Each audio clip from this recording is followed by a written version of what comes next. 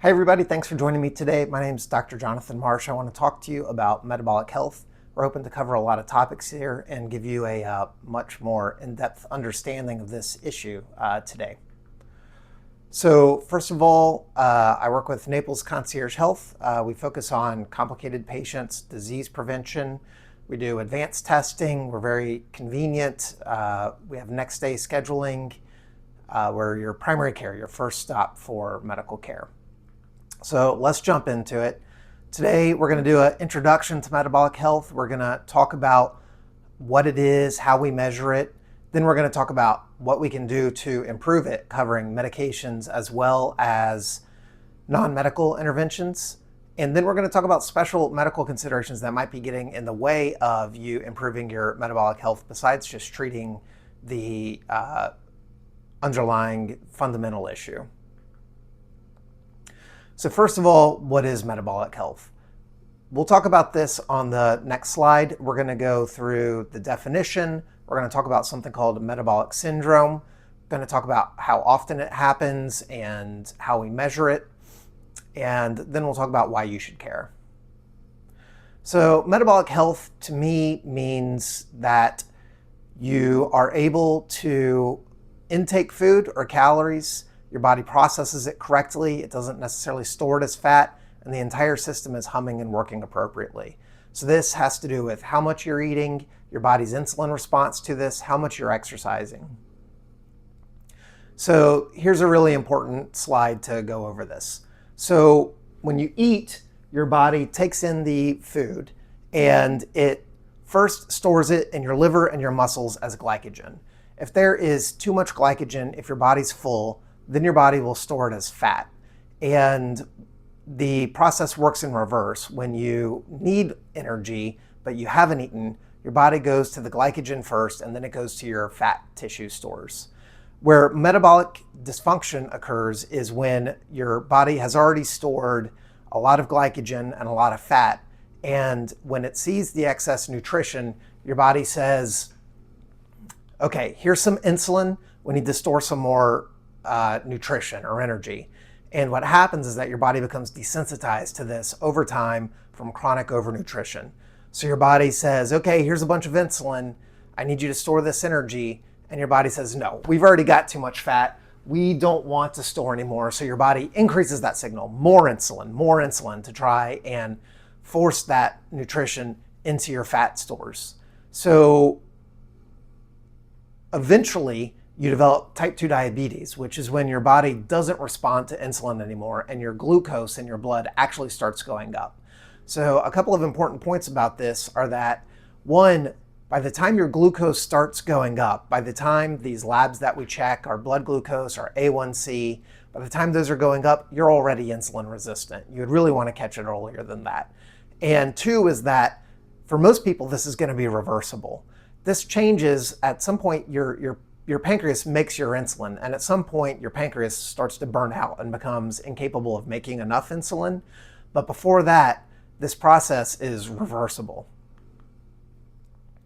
So let's talk about metabolic syndrome. So a lot of the data and the studies that we look at regarding this talk about metabolic syndrome. And we extrapolate from metabolic syndrome, which is a late manifestation of this process, to general metabolic health. But metabolic syndrome affects 30% of the US population, and it's defined by a combination of findings, which are abdominal obesity, high blood pressure, dyslipidemia, so low HDL or high LDL, and impaired glucose tolerance. So if you have those four things, then you have metabolic syndrome. So what do we know metabolic syndrome is associated with? It increases your risk of things you might expect, heart attack, strokes, diabetes, but it also increases your risk of things that you might not expect. Cancer. Cancer is seen as this thing that happens even to people who are healthy, which is true, but the incidence of cancer is actually increased if you have metabolic syndrome.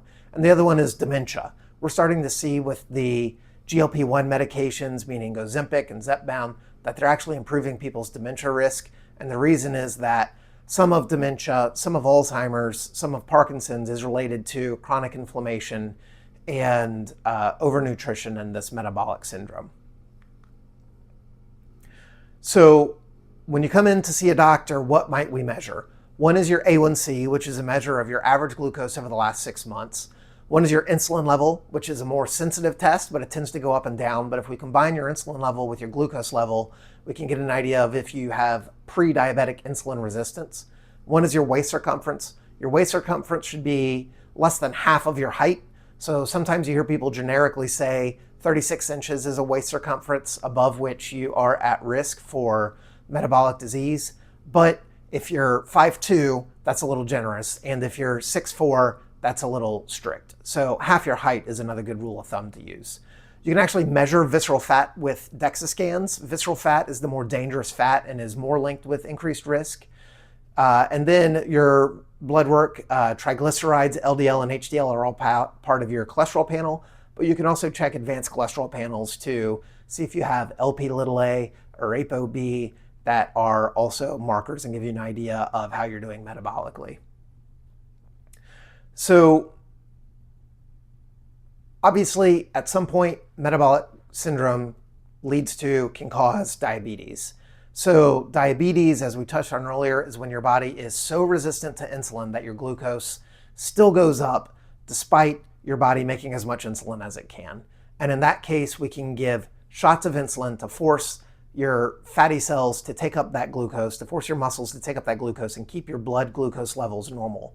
But when your blood glucose levels run high, that sugar floats around your bloodstream and it starts reacting with things. It reacts with your eyes, it reacts with your kidneys, it reacts with your nerves and causes all these diseases we associate with diabetes.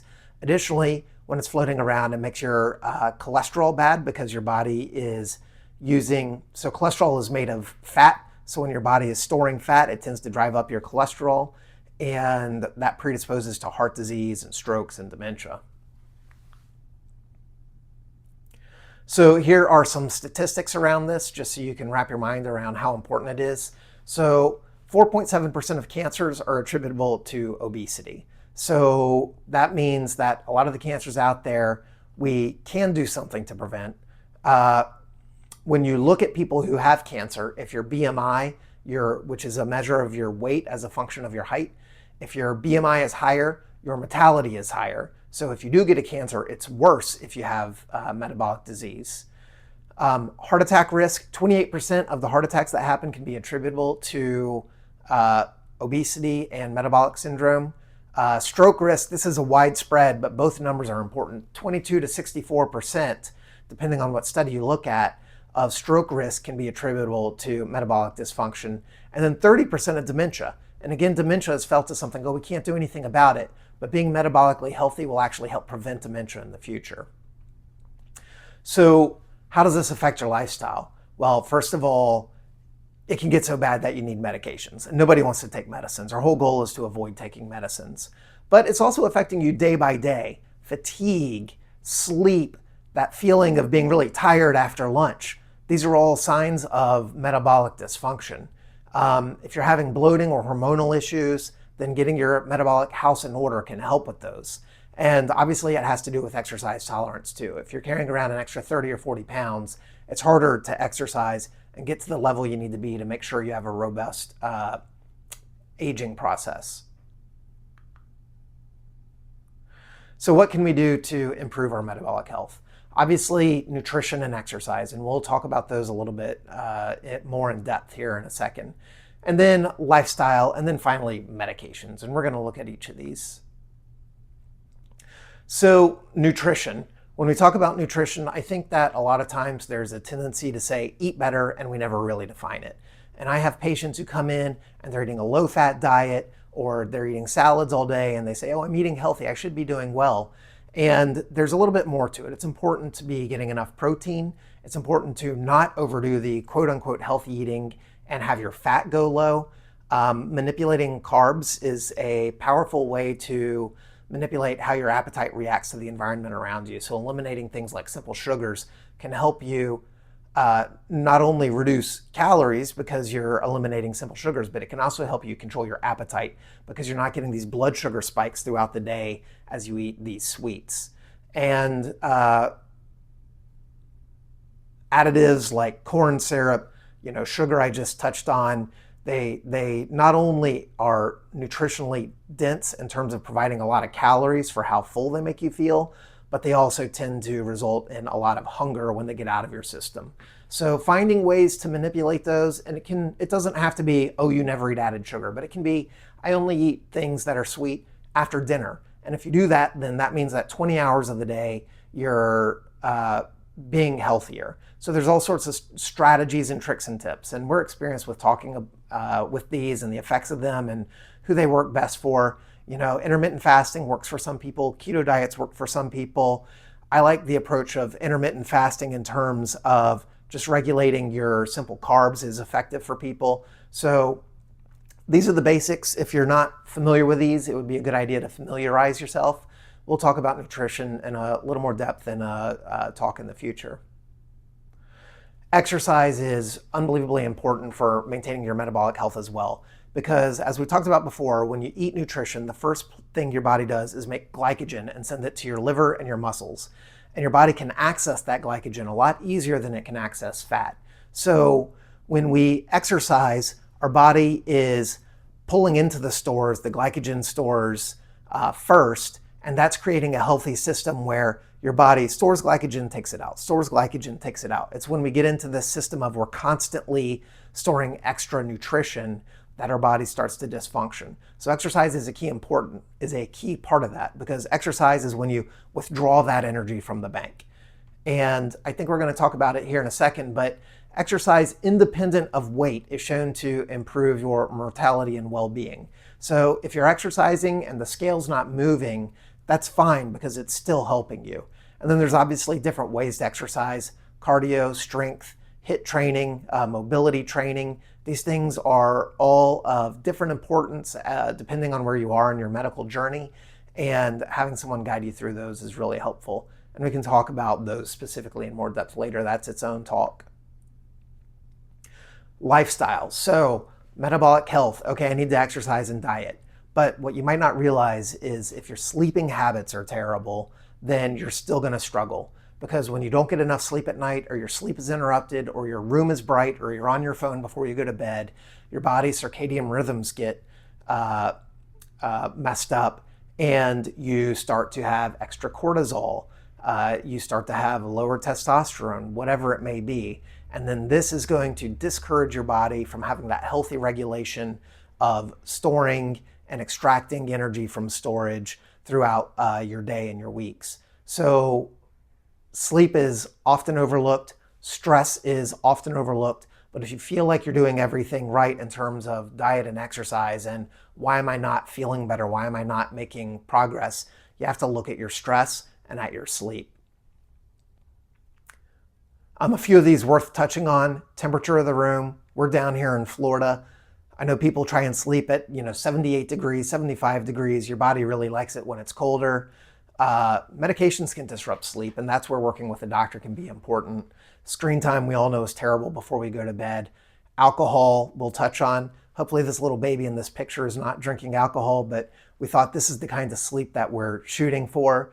But if you are going to drink alcohol, if you can stop drinking 3 hours before you go to bed, it's going to improve your sleep and improve your health outcomes. Other things, if your sleep is intact, then meditation, making sure that you're connected, making sure that you're not isolated, that all plays into not only your mental health, but that does have a real measurable effect on your physical health as well.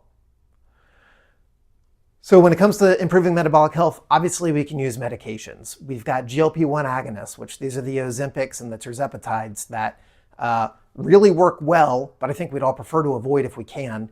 Metformin, sulfonylureas, SGLT2 inhibitors for your cholesterol going high, statin, Zetia, Repatha, which is the new medication. If you have hypertension from this, beta blockers, calcium channel, blood thinners, if you have heart disease, aspirin, Brilinta. But obviously we all want to avoid these, and we want to avoid our doctors, like we see in the picture down here in the corner. So the best thing is manage your metabolic health ahead of time before we have to deal with all of these medications and all of these doctors. So let's talk a little bit about medical obstacles to success. So we can talk about diet and exercise, but what if you can't diet and exercise for some reason? What if you have a condition that is limiting your progress? This is where it's so important to work with a doctor on your health journey, especially if you're sort of struggling to get to where you want to be. So things that we've seen in our practice, limiting people, and it's important to treat them in the setting of realizing what you're going to help people do in the future. That's a little confusing. Let me give an example. So osteoarthritis, you have a bad knee. I'm telling you to run. You can't run with a bad knee. So you can't ride a bike with a bad knee. It's limiting your mobility. And then you start gaining weight.